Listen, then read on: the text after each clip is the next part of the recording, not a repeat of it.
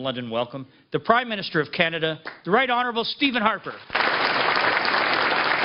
Stephen Harper was in London Monday promising to spend $5.8 billion over the next 3 years to modernize infrastructure. Let me give you some examples. Very broadly, we will be upgrading border facilities. We will invest in airports and rail service, in small craft harbors, and in shipbuilding yards.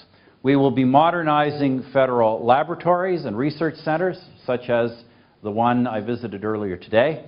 We will be upgrading national defense and RCMP facilities as we continue to support the men and women in uniform who keep us safe from coast to coast to coast. Harper also said the National Security Council facility in London will be expanded. This expansion in London will allow NRC employees to fully participate in this important initiative. You will be working on new manufacturing methods with significant potential for spillover to a large number of industrial sectors. Now, I know we all like to think of our work as having significance.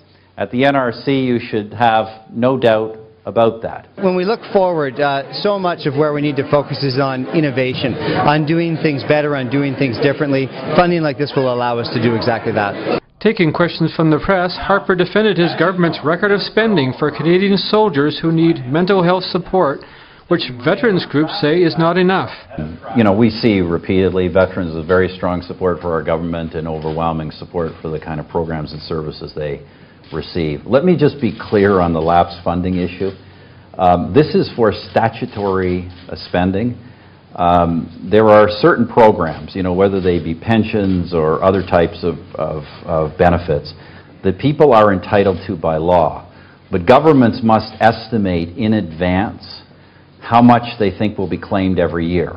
What governments typically do, what we always do, what preceding governments have done, is you tend to overestimate the amount to make sure you don't fall short during the year. Harper began his day with a tour of the NRC facility, where he saw items created using a 3D printer.